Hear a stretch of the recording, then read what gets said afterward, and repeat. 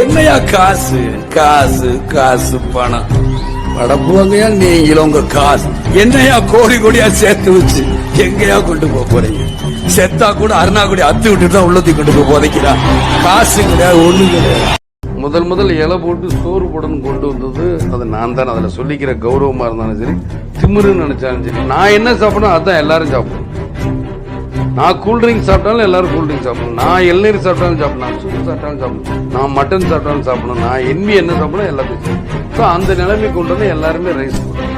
அந்த வானத்தை போல மனம் படைத்த மன்ன